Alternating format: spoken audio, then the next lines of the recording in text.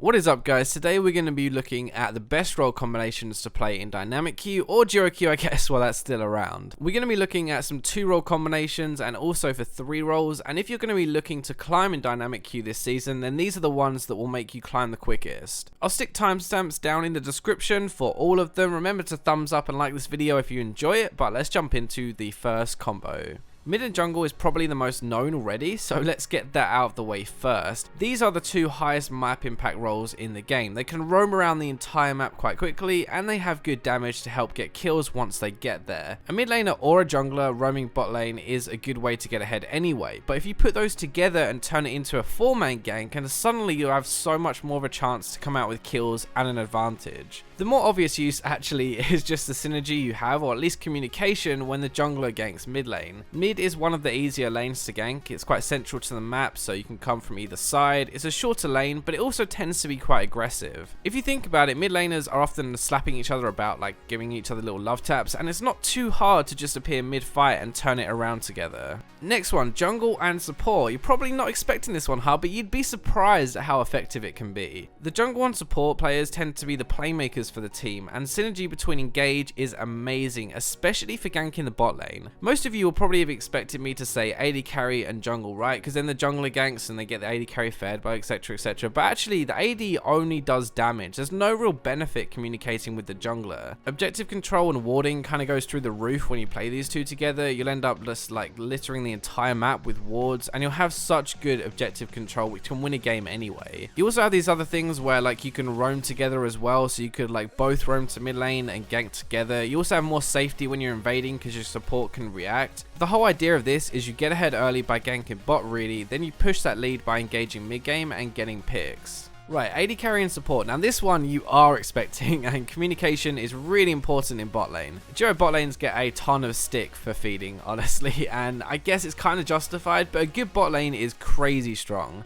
The problem is actually people who don't play AD carry very well, or don't play support, or don't have any synergy together play bot because they think it's an easy win, when actually they just aren't very good at the role anyway. Especially when you're playing an aggressive lane, communication is really good and can lead to you getting a lot of kills, getting ahead in lane, and then you can move around together mid game and be really strong. The great thing with this is that like as an AD carry, right, you should be ahead, and then you have this duo support who should keep you alive and be better at peeling for you. It basically just makes it even easier to carry a game mid game if you get that advantage first. The one problem I'm going to say with this is you're really focused on your bot lane. Like you don't really have much map impact early, so the rest of the map could fall behind and you can't really help until later. The last duo combination would be top and jungle, similar to mid lane in a lot of ways, except it's way more lane focused than roam focused. Top lane is kind of like an island, right? It's quite isolated, but if you get ahead, then the enemy top laner is stuck on that island with you. Camping top is one of the most effective lanes to camp and set behind actually. It's very hard to come back as a top laner. The idea is basically you make your top laner a monster and the enemy top laner completely useless, and a lot of that as well is because it's quite easy to dive top early on. When you do get ahead, the enemy jungler is probably going to come and try and shut him down, but you can turn around those ganks with proper warding, and typically as well you actually have 2 bruisers, which is really good for damage and quite hard to kill at the same time. Because you are both bruisers as well, you have very similar jobs in team fights. Like you're kind of like dive buddies, so you just jump the backline together, and it's way more effective when you're doing that with 2 people rather than just the 1.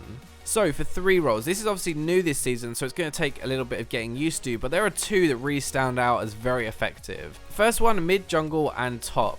It means you can control the entire top half of the map. Your top laner can roam down to mid, your mid can roam up to top, and the jungle has easy access to both of the pre-made lanes. The really cool thing is you can 3-man goon squad lanes and then take towers and kind of snowball a gold lead for your entire map, which actually helps your bot lane as well. The idea would be that you ward deep in the top side jungle and you basically just catch the enemy jungler over and over. You kind of put up a tent and just live in his jungle. The good thing as well is because you have your top and your mid lanes pre-made, they should react quicker to an invade fire, which normally means that you're going to come out on top too. These are going to be the 3 strongest lanes early in the game, which means you can make very aggressive plays early and actually come out on top often, which kind of transitions into a really big mid-game impact. The other 3-role combination I think is going to be really good this season is AD carry, support, and jungle. It's basically very similar to what we said about jungle and support earlier, except the person you now have to rely on is the person you are also pre-made with. As a support and jungle, like, you have to hope that your random AD carry can carry after you get him fed, right? But with him being pre-made too, it just makes it easier. Like, you should trust that he is going to carry. You do have better overall synergy with bot lane ganks because obviously you take out the one random now. Like, instead of just having the 2 pre-made, you are the 3. Early dragons are also much